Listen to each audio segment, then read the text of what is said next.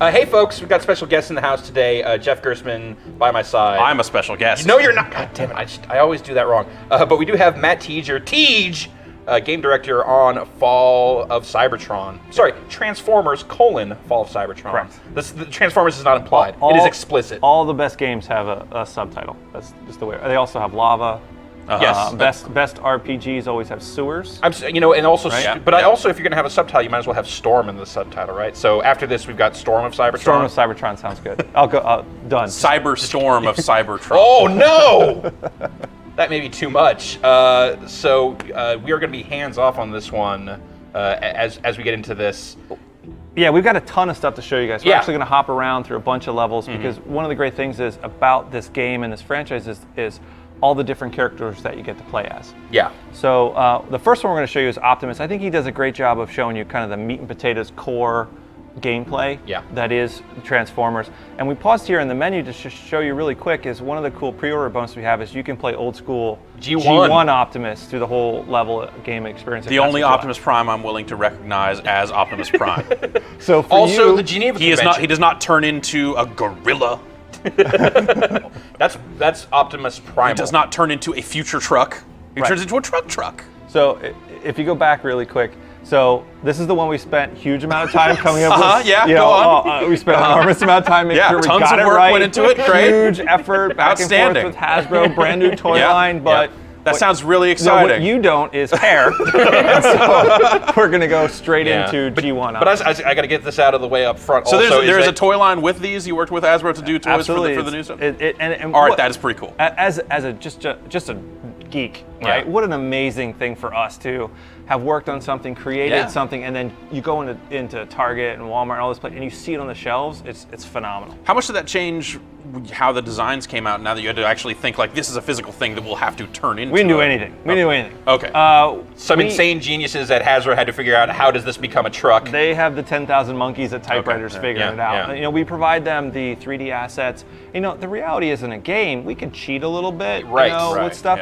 Yeah. There's no cheating. Polygons aren't actually solid. Yeah, but I don't know how they figure it out. It's amazing. That's cool. Tej, I want to give you a heads up here, is that Jeff will get indignant when we start talking about Megatron if Megatron is not just a gun. So okay, just all right. We'll talk about getting that out of the way. Right. But we've got Metroplex heeds the call. We were just talking about how in Big, transforming a robot into a building is no fun. But who didn't want Metroplex? Yeah, Metroplex was like that was amazing. I mean, it was a city. You can mount guns on a city.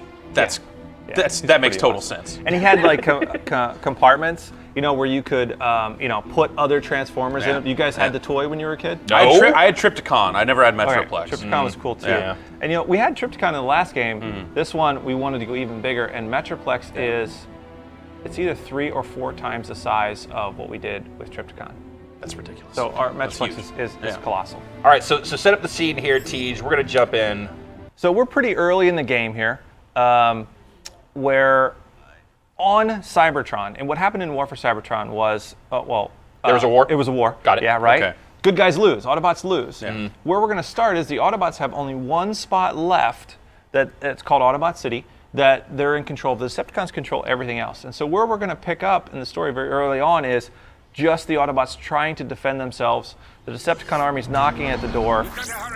And it's really their most desperate hour. What happens is the Autobots really are losing. Optimus has this kind of power inside of him. It's called the matrix of leadership. It's kind of a piece of Cybertron. Sure. And so sometimes he knows things he doesn't understand how he knows them, or has powers he doesn't quite understand. We're still dealing with like kind of young buck Optimus Prime, right? Yes. Yeah. And this was a great way to kind of show physically how he is coming into his power, right? And what a great kind of physical in the world way to show that, where this guy, this leader of the Autobots, physically gets to control a city-sized Transformer. You're going to see Metroplex in the background. We thought it was a really great kind of visual expression of his leadership as he grows into it. And Metroplex turns the tide of battle.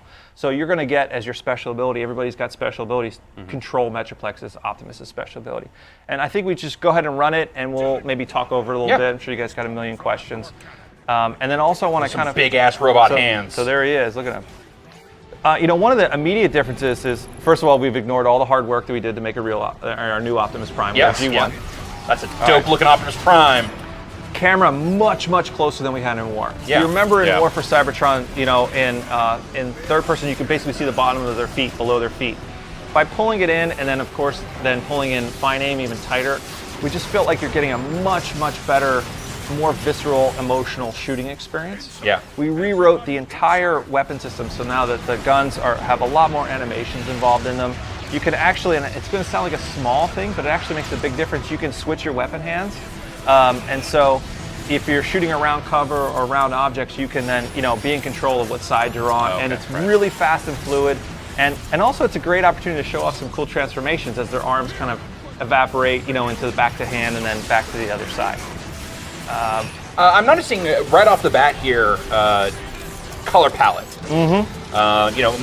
Much already a lot broader than what we saw. I feel in War. Honestly, we took as the director of a project. Actually, doing the second game in the series was much harder than the first one. Yeah.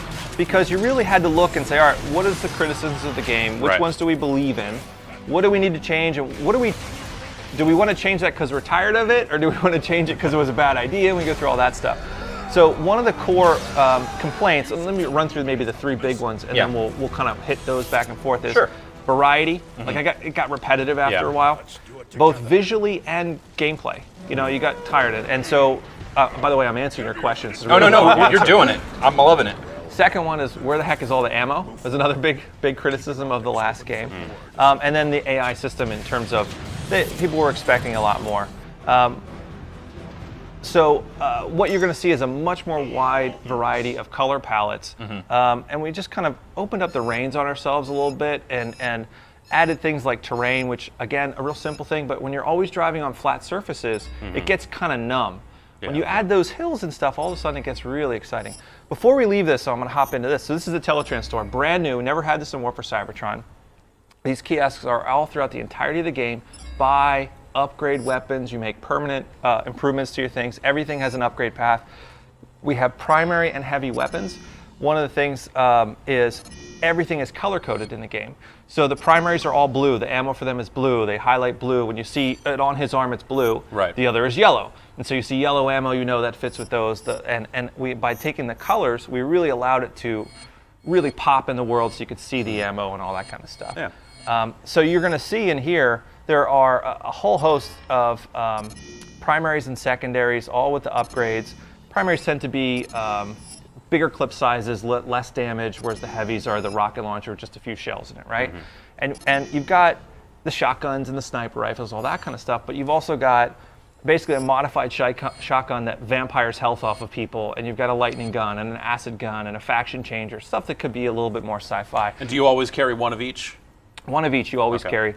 And then, and this is, I was kind of okay with breaking the logic rules a little bit in that when you upgrade something, it's forever.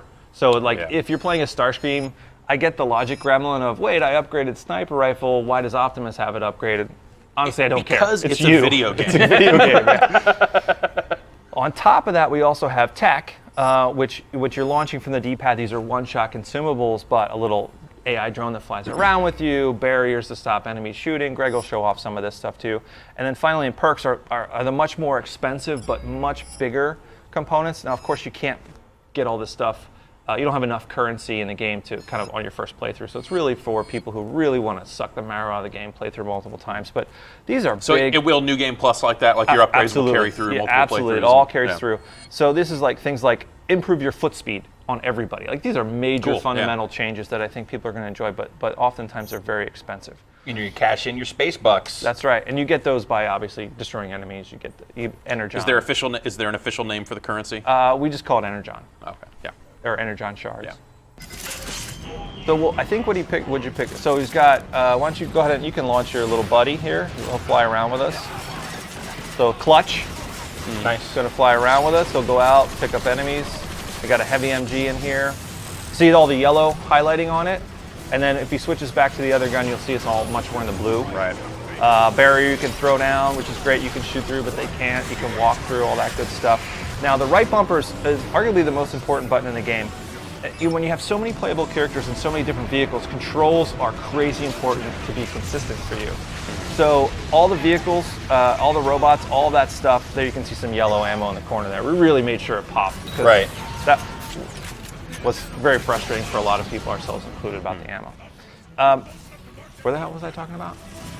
Right bumper. Consistency of right control. bumper. So this right bumper in this case is going to get to control Metroplex doing things. He was calling those artillery strikes Right. down, you know, and it's kind of simple input, complex outputs, you know. So now in this case, you see that same mechanic does the same thing. He still destroys something, but it's just a very different flavor, different feel. That right bumper becomes grappling hook for somebody else. So every time you turn so invisible, it's like or a character-specific ability. exactly, Sort of thing. and by only having it be one button, it really allows you to kind of focus on the strategy around that one button. Sure. One of the big, why don't we show them Jazz? We were just talking about Jazz.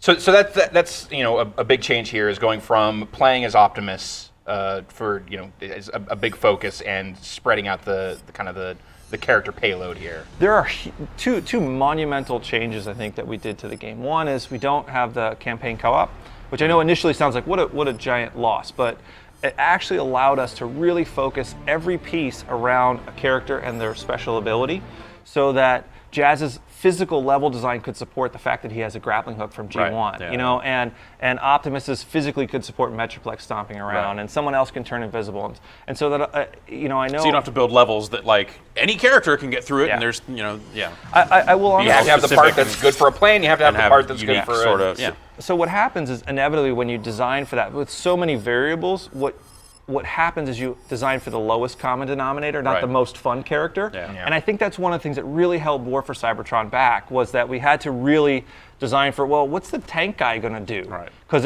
it's awesome fun to fly and ramming stuff with the truck, but what's the tank guy? You know, that was actually a real big challenge. The other major change that we did is it is a single interwoven story between Autobots and Decepticons as opposed to two campaigns. We had Okay. two campaigns in the last one, which we allowed you the choice to choose, do you want to be Autobot or Decepticon first? Functionally, the reality is what that meant was we had two tutorial levels, two first levels, two Right. second levels. Right. So when you had played 50% of the game, you'd actually played 100% of the game because you had seen all the tricks. Yeah. So this single campaign allowed us to really pace out the experience. We had this huge chart, we mapped out vehicles, abilities, characters, you know, and faction, and then could make this great kind of experience pace between them that, frankly, our campaign design that we had before was not allowing us to do. Right. So when you see an enemy now, it's the first time you're going to see the new enemy, not maybe the second time. Right. And, And you it's know, like, oh, okay, now I'm seeing these guys again, and I saw those in the second So level or the other. We had some kind of fundamental decisions that we made on the first one that I thought were holding us back from a quality point of view in terms of what we could deliver. This is a great point to talk about AI. You know, my philosophy and the team's philosophy on AI is that you should be able to hit the pause button at any time with a focus test or a gamer playing and say, what's that AI thinking? And if they can tell you at any second, what's he doing, I think it's successful. And that means that it's very clear what's going on, what he's happening. Right. So what we did is we tried to incorporate transformation, both full and partial. This guy, that wall crawler guy, is kind of a partial transformation, his lower half transform. But I think it does a really good job of, you know, cluing you into what he's doing. So he's got these spider legs, which allow him to clamp onto stuff. When he clamps on, he actively looks for you and tries to shoot you. And then at other times, he will fly. His legs kind of transform into normal. He's got jets come out and he flies, and now you know he's moving. Now these are the regular guys, but you'll see some of the wall crawling snipers every once in a while. And you know, I don't think it's appropriate that every single character has major transformation in everything that they do. But wherever possible, where it really helped you as the player understand behavioral state changes, we really Right, incorporated to have it. them Yeah. be able to just visually see. Yeah. I mean, the idea. basic core, you know, guys, right? You know, don't have transformation in them because You're so many of them. Your cannon fodder, Yeah. as it were. Yeah. Well, I thought that was the thing that just jumped out at me. Speaking of these enemies specifically, is like, you know, in these games you're going to fight a bunch of, you know, enemy robots, Right. whether it be Autobots or Decepticons, and you know, kind of one of the tough things to get over, or what can be a tough thing to get over, is that you're not just fighting the big named guys all the time. Yeah. So having seeing enemies like those that are, you know, it's specific fodder, but it's, you know, it's kind of, you know, low level enemies, not named or anything, but still, you know, recalling Insecticons and still kind of recalling, you know, Shockwave in their designs. without it having to be that Yeah. character specifically. Yeah, so you notice like that sniper has got a single eye. got the single He's eye. one of Shockwave's minions. Even just like the jets out of the back kind of look like insect wings. Like there's.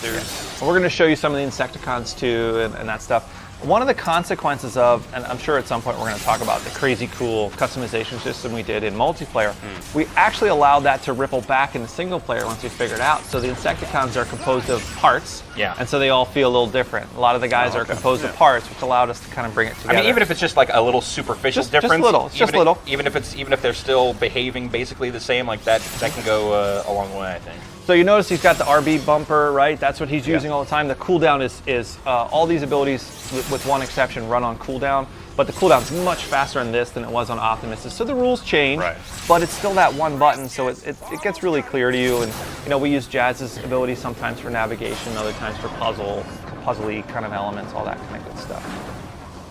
So was there a real effort in every level to make sure that there were cases where you really wanted to transform? Where you're like, okay, we need a section where it's going to make sense for Jazz to be not in robot form. It kind of varies a little bit with the character. There's some ones where we make the, I'm going to say traditional, but that sounds again negative, but traditional, hey, here's the area where you probably should be driving, right? And for Jazz, for example, he's got some spaces like that. We're going to show Vortex probably, and his spaces do a great job of just saying, what do you want to do? Do you want to be vehicle? Do you want to be robot? And there's this really nice mix up of, why don't we go ahead and go with Cliff? Want to do Cliff Jumper? Really nice mix of choice, allowing you to do it. But then there's some other areas where we don't force you to transform. But you see these visual cues that look like a road, or you're like, and we're like, okay, hey buddy, why don't you transform? Transform. So we'll show you Cliff Jumper.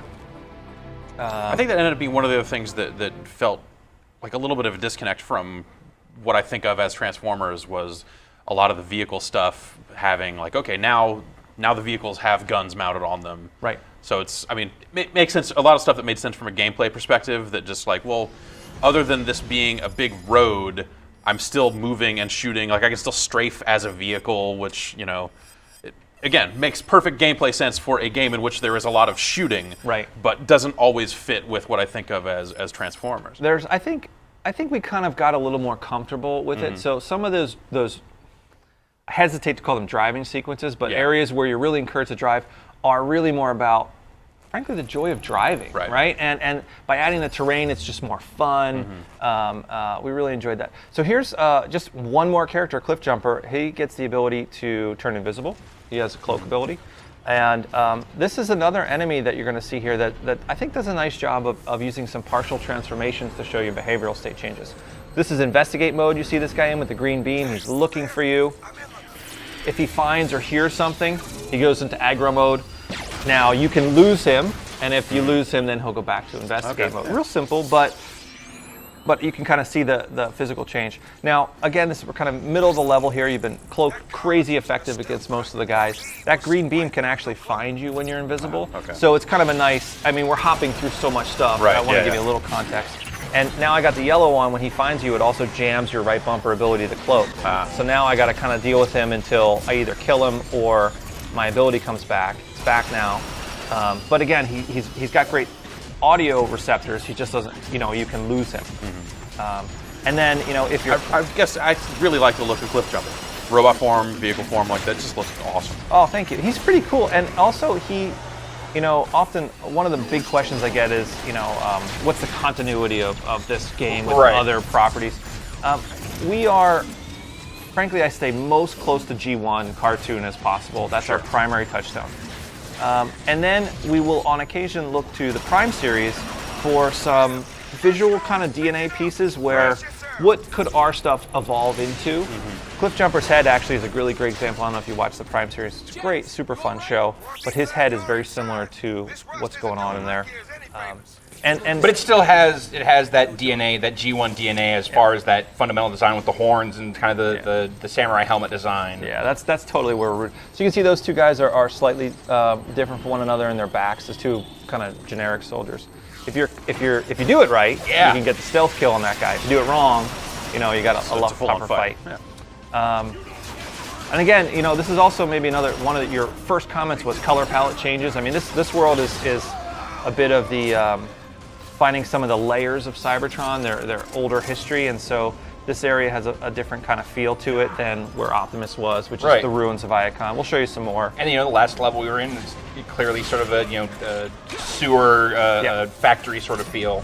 Yeah. So let's do where you want to go next. Vortex? Great. So Vortex. You're not getting out of here without showing us Grimlock, right? It's not a problem. Okay, great. I'm saving it. I know. Don't start the show with the showstopper. That's right. Don't worry. One of the fundamentals here. Yeah. So Vortex he's one of 5 guys that are called a team called the Combaticons, and they can form up into one mega character called Bruticus, and we'll probably show you a little Bruticus too. Also, one of the other ones. You're taking out some obscure stuff. I like it. Yeah. And Bruticus also turned into toy. All 5 of them they made. You can buy a whole big giant. Oh, this is a full-on new Bruticus. Oh yeah, I have awesome. old Bruticus. It's still, awesome. So Vortex he's the one who is. Obviously, he's a robot. His robot ability is this ground pound shockwave 360 damage field, right? Pretty straightforward. When you add that into a level design that's all about this open space with tons of choice, fly around, stay in your robot whenever you want, fly whenever you want, and all these oddly precarious catwalks that everyone's on, Shockwave is really fun to kind of smash guys off. And so what you see is you have the one person will fly into the middle of the fight, Shockwave, shotgun a few guys, transform, fly to another spot. Someone else stays in their vehicle the whole time. Someone else flies to sniping positions and snipes. Someone else flies underneath the whole level. And so we'll kind of mix up how you might be playing this section. This is a gigantic, frankly, it's a jungle gym. It's a giant jungle gym, and you can just tackle the problems, the AI problem and what your objectives are, frankly, any way you want. And what we see is some people just love the helicopter and they love that, and they just stay in the vehicle 99% of the time. You know what? Go right ahead. I'm not going to stop you if that's your thing. So you'll see Greg he'll do strafing runs. He'll fly under stuff, over. You can do whatever you want. This space also, we use the Unreal Engine, which we're really happy with. It's crazy good. I think our characters look phenomenal. Honestly, our medals we spent so much time on. One of the big advantages having shipped so many games on Unreal is you really know how to use it well. And so this space is colossal. What do you see how big this space is? What's loaded in the engine? It's as big as the grid Unreal would allow us in terms of grid size. So it is huge. Now that you've been working with Unreal Engine 3 for a while, I mean, what do you think of what they've been showing of UE4? 4 looks pretty exciting. Excited to get your hands on it? In particular, the new tool stuff is just really, so powerful. And it all comes down to what I love about the Unreal philosophy of development is iteration time and making it faster for developers to just try ideas. Making games is this art form. It's not a science, and so you throw away often more than you keep. Yeah. And that process is made better by great tools. Yeah, and it seems like if it's something that where 1 or 2 people can go in and test out their changes as opposed to now we got to go to the coder and book some of his time. And, I love it. Yeah. So as you can see, these catwalks, if you wanted to be crazy robot guy the whole time, do it. Yeah, you could just stay on foot if you wanted to. Yeah. That would be totally viable here, it seems. And which makes, by the way, what testing. fun. That sounds like bullshit to me. Let's fly around and mess up these It also Autobots, makes testing very difficult, right? Because everybody plays different. And you can even he can jump down here. There's a whole nother kind of lower level to fly, and you can kind of fly below, pop up, do whatever you want. It's super cool. So which part of Bruticus is Vortex? He is the left arm. And one of the cool things. Well, I won't spoil it because we're going to show Bruticus. We'll come back to that question in a little bit. Way to pull. Way to know your characters. Way to know not just that he was an arm, but he was the left arm. Yeah. And I've just got Jeff like this right around the finger. He's waiting for it. He's waiting for it. So they throw grenades. They're using cover a lot more than we ever had. And we just kind of continue to switch up the arsenal of tactics that we give you. There's that shockwave, which is crazy that's fun. Great. And but again, consistent controls. Focus on the RB. What's your vehicle? That's your core, kind of strategy tactics. I often think because we don't take cover in this game, and most third-person games are third-person cover shooters. Right. I like to call us a third-person navigation shooter. You have all these tools: run, dash, jump roll, switch sides. Cars, planes, trucks, T-Rex. You have all these different movement options. Right. And I think that's kind of at the core of of your tactics. Is who Right, am well, I? I mean, that's kind of like the fundamental difference between the forms of a transformer, right? Is traversal. That's all about how you're getting around the environment. So we took out. We're trying to do is take down this bridge, and there's all these fail safes that are stopping us from doing it. So we keep taking it out. If you notice from Cliff Jumper, there was a bunch of Jazz VO. You saw Cliff Jumper in Jazz's level. Yeah. Here we see Brawl, lots of cameos. This, by the way, this underbridge. Just really quick, let's show them. Let's fly to the other side really quick. What you've been playing in, by this whole huge space I was describing, where we're at right now is 1/3 of what's loaded, because you head over to the other side now. And then you're going to get a whole new set of things, and all these, choices about how you're going to play, all still loaded, all at one time. It's enormous. It was a big dramatic intro there, coming in through that tunnel like that. All right, so let's show them now what we do with Bruticus. You can start from the beginning of that one. So there's a certain point when I really love this story. One of my favorite characters in Transformers is Starscream, and he is second in command to Megatron and the Decepticons. He's a very short-sighted, I want to be the guy in charge, I have no idea when I'm going to get there. Yeah. He's a real asshole. Yeah. So he gets to be in charge, and for a brief moment there, and he makes some colossal decisions that are so bad for the Combaticons, and ultimately they have no choice. Their final fail-safe left is to combine up. So they combine into Bruticus to kind of get the job done. And when you take control of Bruticus, then your perspective changes. Obviously, he's about 80 feet tall. It totally changes everything about how you're playing. He's got his own special ability. And Vortex, as I said, is that left arm. Yeah. And that helicopter now becomes a whirling blade shield that you're blocking bullets, and you can bash guys out of the way. His controls are slightly different for Bruticus because he's a big. He's just bigger. He'll lumber a little bit. Yeah, a little bit. But we're really pleased with the kind of perspective change on the world you get. And all these guys you're going to be fighting against were all the ones you were previously fighting, so your sense of scale is going to really change as you're so big. So that's Swindle, Brawl, that's Vortex.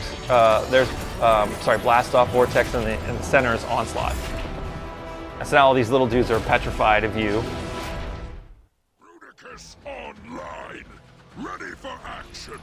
Oh, they're all teensy. Yeah. So is there anything, like, kind of fundamentally that you have to approach differently when you're trying to tell a good Decepticon story versus a good Autobot story? Yeah. So keeping, because it's its own challenge when you're trying to be the villain and have that still be relevant and meaningful. Yeah. I think what we did on War is I had this assumption that there are two kinds of Transformers fans. There are Autobots and Decepticons. And actually, when you ask people and how they label themselves, oh, I'm an Autobot or I'm a Decepticon. The reality is, the secret truth is, they're all Transformers fans. Yeah. So even if they label themselves as one, what they really, and so we had made the original decision about two campaigns in War because we felt like people would identify with one and then they would never touch the other one. That's not what happened. What happened was that they played the one they liked first, but then they went and played the other one. So the big, philosophical story change for us was that War for Cybertron was an Autobot and Decepticon story.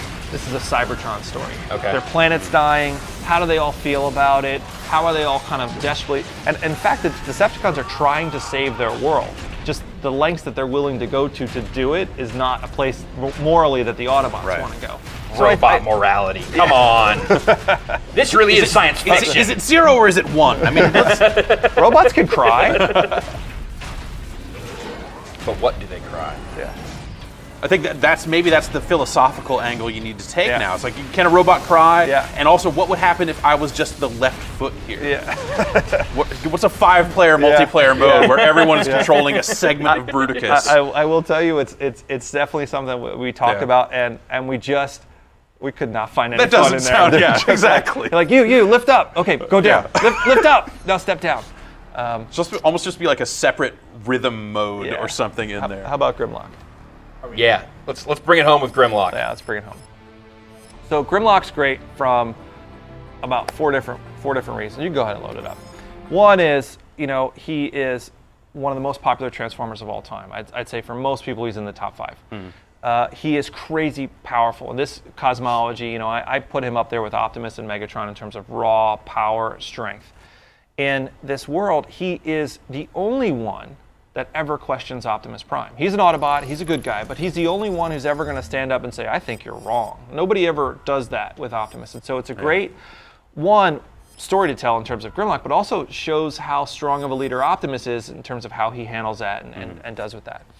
But those two guys are often, at odds, yeah, which is sure. really cool.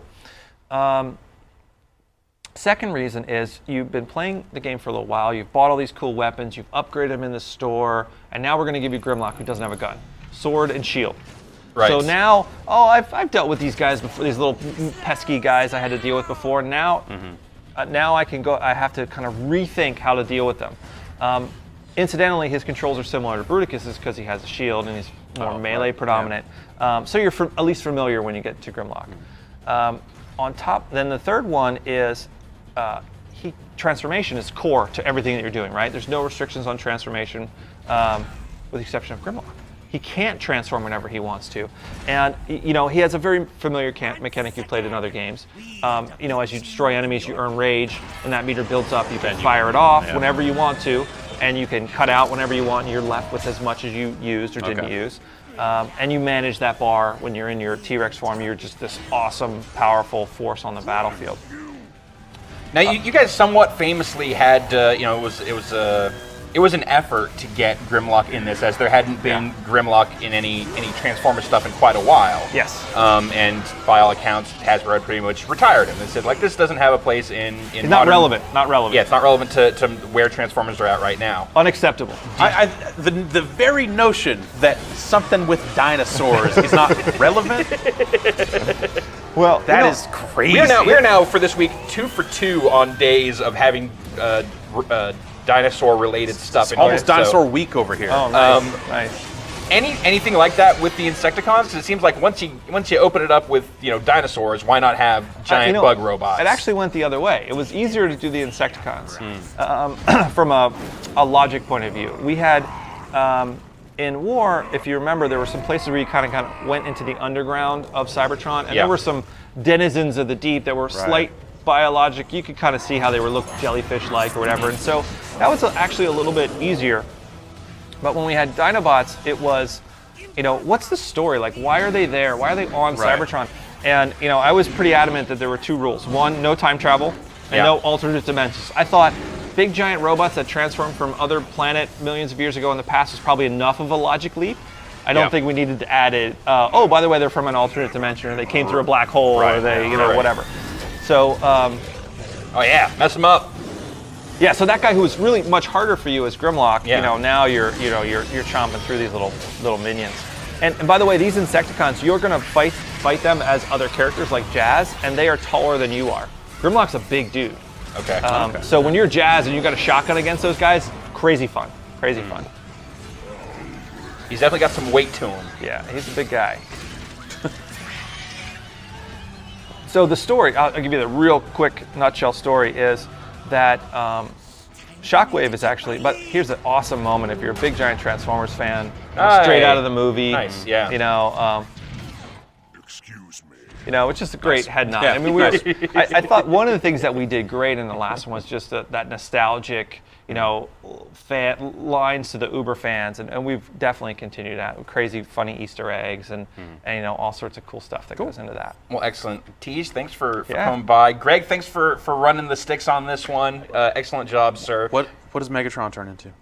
Megatron is a self-propelled gun. Okay, Not a tank, all right. because tanks have turrets. That's right. Right? But he is a self-propelled gun. Transformers Fall of Cybertron. When's this coming out? What do you got for platforms? It's right around the corner, man. August 21st. Man, we got demos out there on PSN and Xbox. So, at the end of the day, it's about what it feels like under your thumbs. I really encourage people to play it. If they played War, they're gonna and they enjoyed that, they're gonna love it. If they passed on War for whatever reason, it's worth checking. It's a demo. It's a free demo. It's got single player and multiplayer in it this time. You can see what it's about. I've definitely seen a lot of people. It seems like the reaction to the demo has been really positive. I've seen a lot of people saying a lot of really nice things we're really about thrilled. it. So August 21st, man, right around the corner. Fantastic. Yeah. Thank you guys so much. Yep. All right.